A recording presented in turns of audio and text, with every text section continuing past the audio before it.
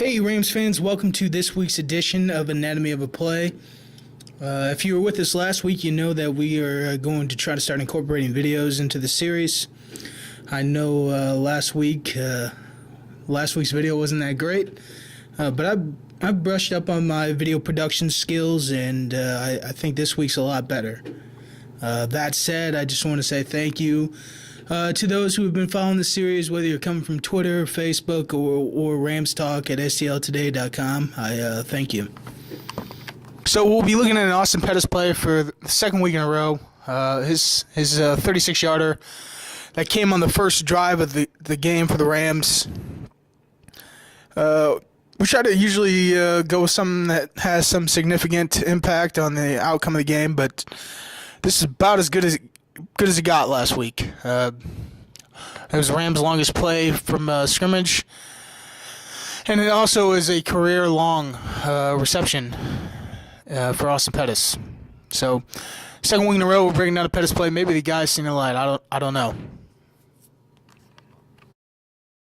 We're going to look at a couple different things. First, the protection up front.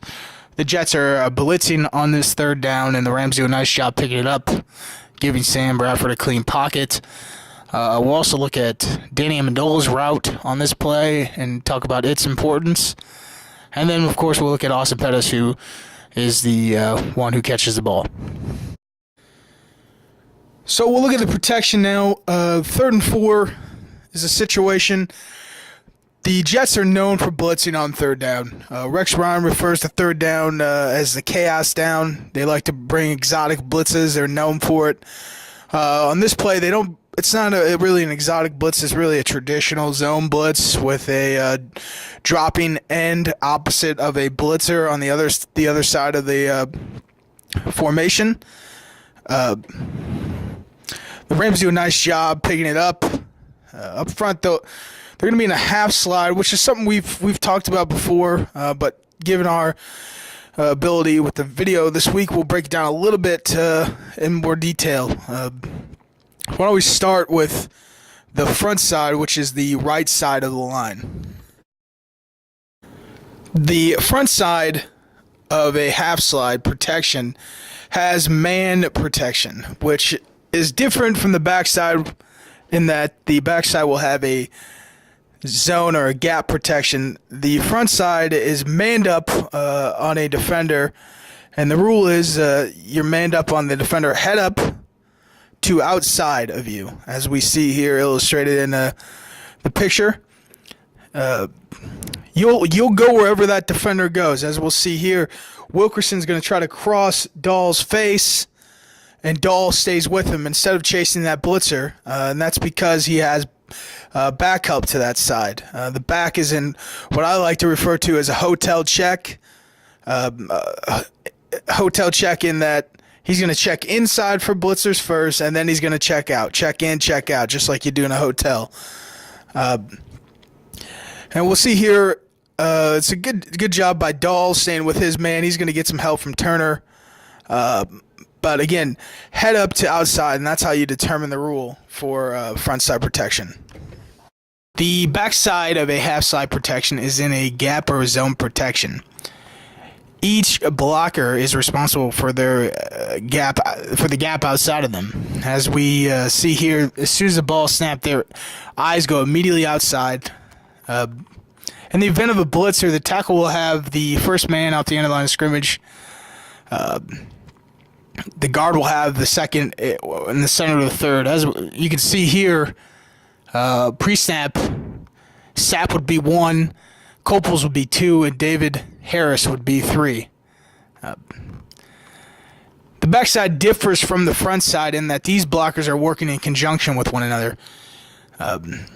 If each blocker is responsible for their outside gap, then obviously the blocker has help with their inside gap, because the inside gap is actually the outside gap for the person inside of them. So three things I really want to point out here. First, we see Saffold's man, Ricky Sapp, disappears. Now, this is just basic 101 football stuff. If you're an offensive tackle and the guy over you who's setting the edge of the pocket disappears, there's going to be more than likely someone to come and replace him. Saffold sees this and begins to look for Sapp's replacement. He sees it's not coming from the outside in the form of a blitz. So he breaks his rules here, and he begins to look inside for Sapp's replacement. And sure enough, here comes Quinn Coples on a loop to set the edge.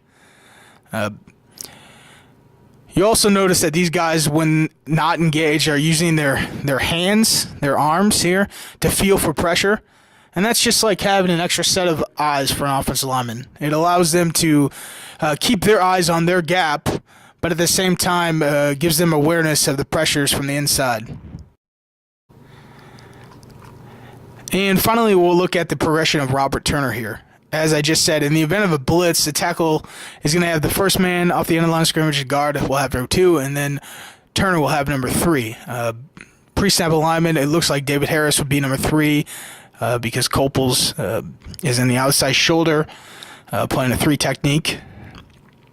So we'll see in the snap of the ball, you can actually see Turner's head go through his progressions. First, he's going to look right at Harris. Harris is dropping the other side of the formation, so what he'll do next is he'll peek to Coples, who at this point is looping outside, as I just mentioned, for a dropping Sapp. So he sees now that Saffold and Smith are going to have Coples by themselves. He's now able to turn back and help Harvey Dahl with Muhammad Wilkerson. I just wanted to point those out. Finer details of the play, and I've always enjoyed doing that. The Rams do a good job picking up the blitz here, giving Sam Bradford a nice clean pocket, room to step into his throw, and a nice window for him to see his target and deliver the ball through. So now that we've seen the protection up front, let's go ahead and look at the routes the Rams are going to be running. The Rams are going to be running a 4 vertical concept, which is something we have already touched on earlier in the year. It was a Lance Kendricks article, The Week of Miami. But since we have the video capabilities at this point, why don't we just go into it a little bit deeper? The concept itself seems a bit juvenile. It's, hey, everybody go deep. It seems it's kind of something you did in backyard football with your buddies. But the concept is much more complex than that.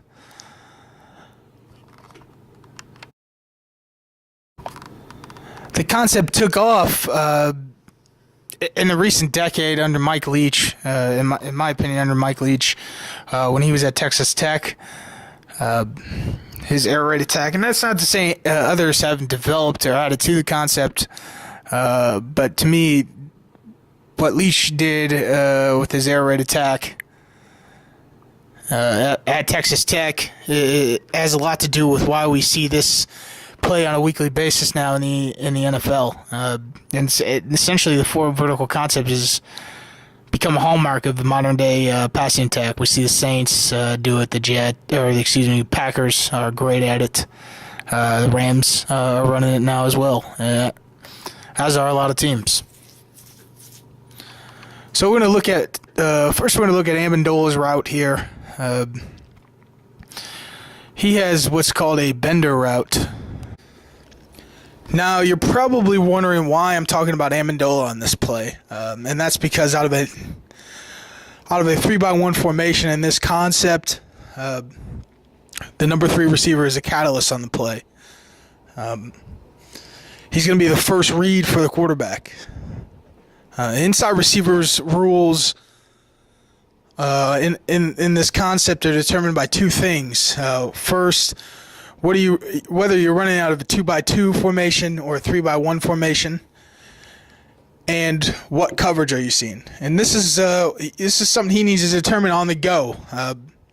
Obviously, he'll know pre-snap that he's in a 3-by-1 formation. But he's reading the coverage as he's running the route. The first rule he'll have in this route is he's going to stay inside of that cornerback. The Jets' corner here is Ellis Langster. He's got to stay inside of Langster. The second thing he wants to do is he's going to stay over the top of the Mike linebacker. So he's working vertical off the snap. Stay inside the corner. Keep that inside leverage. But he's going to make sure he's taking his route when he's working vertical. He's taking the route over the top of the mic. But here we got a zone blitz. David Harris, the Mike linebacker, is dropping to the other side of the formation. So now he's going to have to stay over the top of Ricky Sapp, who's playing a middle hook, as we'll see here in this picture. So get vertical, stay inside of Langster, stay over the top of the Mike linebacker, now defensive end, Ricky Sapp. And his final rule as he's reading on the go is what coverage he's going to see here. Against a cover 2, a 2-eye safety look, he's going to want to split the crotch, run right down the middle of this, right down the middle of the two safeties. Against a single high look that he's seeing now here, he's going to want to bend across the face. That's where you get the name Bender from. Some call it Slicer. I like Bender. He's going to bend across the face of backside safety LaRon Landry, okay, and take him out of the middle of the field. And that's part of the reason why this is an important round. That's why I just wanted to touch on it briefly here. Now Pettis has got it made. He's just going to run his seam route against this cover 3 safety to his side, Jeremiah Bell.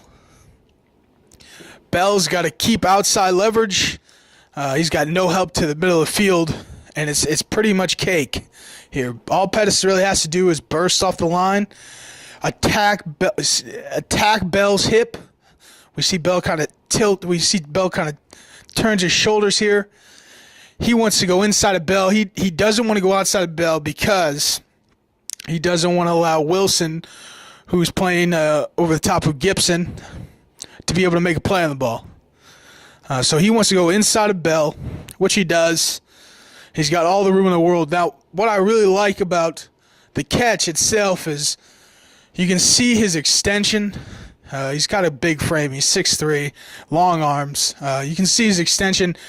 And the second thing I really like is he's catching the ball at its highest point. And he's using his body to shield Bell. Bell really can't make a play on this ball. Between the location of the ball by Bradford and Pettis' ability to shield Bell and go up and get this ball, there's really no chance for Bell to make a play.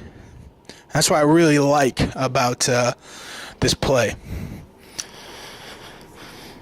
So I guess we'll stop here.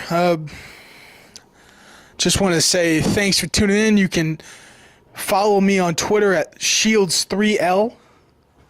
And make sure you check out RamsHerd.com. Will, Paul, Brennan, Derek, we all do, I think, a great job of covering everything Rams. And there's a lot of great stuff there. So until next week, I hope you had a great Thanksgiving. And see you soon. Go Rams.